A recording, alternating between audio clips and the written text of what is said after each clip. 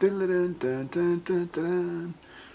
Picked up an 8BitDo SN30 Pro Plus controller today at Best Buy. I was shocked to see we had these in. I was actually almost about to buy this thing on Amazon not too long ago. Had the Pro controller a while, like it, but I don't like the D-pad. And it's like, gosh, all these platformers. Just picked up a couple more. Hole-in 1, I believe, is the other one I just picked up. Where it's like, this controls okay with the Pro controller, but not great. And I also got Shovel Knight.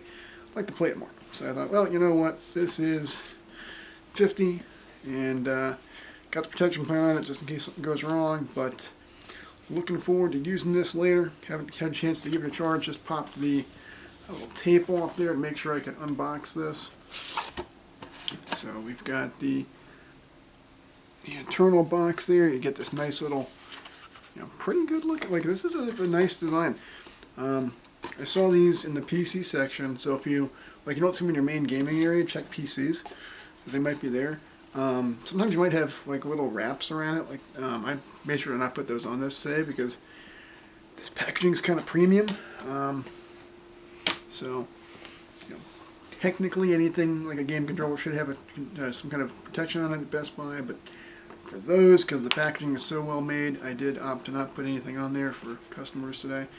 The box feels really good. Like, this is that's thick cardboard right there. That is nice. Like, you can actually, you could put a plate on this and it actually kind of work as a way to keep something stable. So it's got the software. Okay, so you can download some software for button mapping. That's really cool. If I can make this work on PC and get a live screen capture button for any game I'm playing, I love that. Because the thing with Game Pass that bugs me on PC is, you can like use an Xbox X input controller, and you can use the guide button and all, but it doesn't quite give you everything. So here's like the hand grip etch out inside, and that's just hollow. Where is it actually? Let me pop that out and see if there's anything underneath. Okay, yeah, it's hollow. It's just got some glue on the bottom there. Some adhesive that's not in there very well because I just yanked it right out, not much effort. Otherwise, you've got your booklet, which is like ungodly tiny. I have the smaller one. I have the SN, and the one that's like the NES controller. And we also had this there today, which surprised me. I've had this one for a while, and I originally got this one because I didn't want to buy the Pro controller. And I was like, well, these have gotten pretty good reviews, and I knew it wouldn't be ideal for every game, but it was such a pain to pair it up with a Switch. I just never kept using it, and I didn't find it was very comfortable. Like, it was okay, but not amazing. So with this, you get the controller, you get basically it looks like the exact same USB-C cable as the one I have there, which I think is the N30. Is what that one's called, but this one has, let me see if it has the same, okay, yeah, basically the same cable, a little bit different construction. This one is a flat cable on the, I guess the N30 series. Yeah, there it is. The Gamepad Pro, okay. Yeah, so this one I remember getting on Amazon for like 30 or so. And it's fine. I mean, it was fine for a wired hookup. I use it for if I'm playing on a TV. Well, used to. I haven't used it in a little bit. I still love the color on this. I wish they kind of ripped that off more, but they probably couldn't after Nintendo renewed the trademark on that controller design. I know for the Insignia house brand for Best Buy, they stopped making that look exactly like a Nintendo controller. So this has looks like a battery cover, and okay, just a lithium-ion, just a rechargeable battery pack there. So that's kind of cool. I'm not sure if you can use regular old AA with this. Feels really good in the hand. I like the triggers a lot, actually. The O and R, those are literally exactly like the SNES shoulder buttons. Feels pretty natural. You have a little button cover there. It just felt okay. Yeah, feels really nice. God, for SNES games, For SNES Online, this is definitely going to be a go-to. It's got the star button, the whatever triangle-y arrangement button. Yeah, this looks kind of nice. This feels really good. The D-pad feels natural. Let me compare the D-pads. So yeah, the D-pad on the Pro here, the original model I had, pretty stiff. There's one thing I didn't like about it. The D-pad's a lot nicer on the new model. I'll know how it really feels soon enough. I'll try some Splatoon with this. I'm 90% sure this still has a gyroscope in it. If it doesn't, then just return it if I don't like it. But I love the feel of this thing. Like, it feels really premium for retro stuff. It's very much like what Nintendo's own design was for the Pro controller on the Wii U, which was to have offset, have the sticks, and then have the buttons to where you can always have a D-pad and a diamond-shaped controller setup.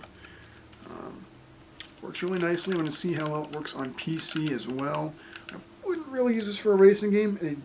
The triggers do feel like they're analog, so they might be, which is going to be a little weird for a shooting game. I mean, they depress pretty easily. They actually feel a lot like PS4 controller triggers, nearly identically. But the bumpers here are tremendous. Like these, you can hit. You can have your finger anywhere, and you're going to be able to press that button down, which is really nice. Otherwise, it feels like an SNES controller. They did not go whole hog on the SNES coloring on the buttons, which is a minor disappointment, but you still get the convex and concave alternating button setup. You still have select and start, which are, I wish they were spread out a little bit better. They're a little close, they're a little stiff, but that's fine. You're not going to need them too much. It'll still feel very natural for SNES games. I might give that a go later tonight on Switch. Just because, hey, why the heck not?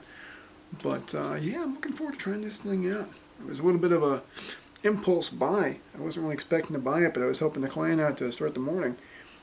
I saw we had those, and I was like, I'm gonna maybe pick this up.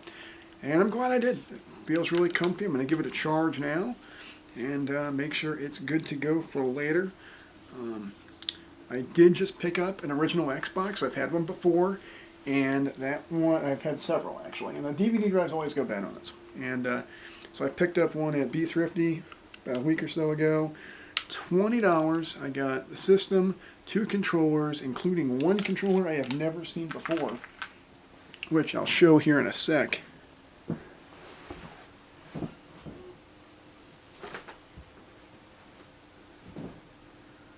Assuming I can find the damn thing. Oh, there it is. It's right where I was.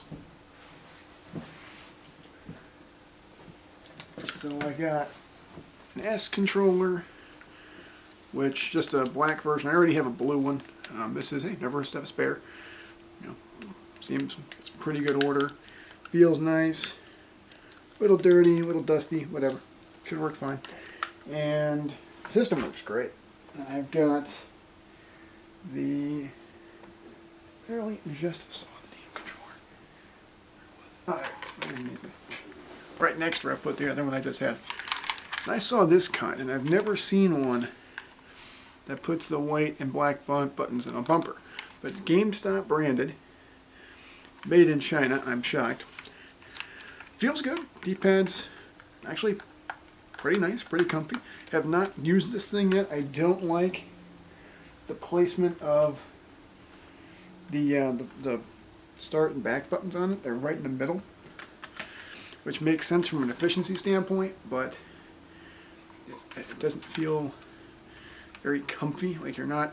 They should be underneath the GameStop logo, really. But I do like the bumpers there. They're kind of cheap feeling, but they'll work. Like they'll work in a pinch.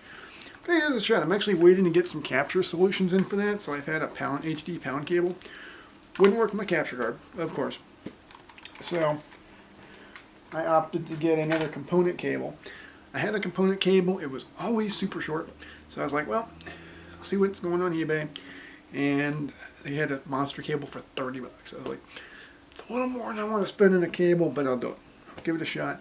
It'll work well for not only YouTube, but it'll work well for any review articles, or especially the Graveyard for Article Gamer. I'm doing this next one on Carve. So the pound cable works fine on my TV. Played a bunch of it on that. And I'm just going to go through again and do some screen captures.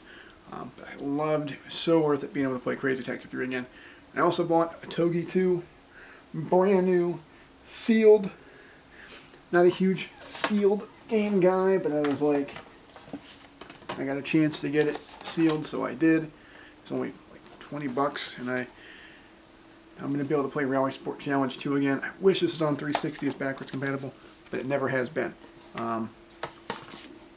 I love this system. I also doing a coverage on Carve for the Graveyard this month, so love that game. It's like Wave Race on Xbox, and yeah, that just about does it. So yeah, that does it for this. I was actually going to do an unboxing on the Steam controller, but I'll do that later. Bye bye.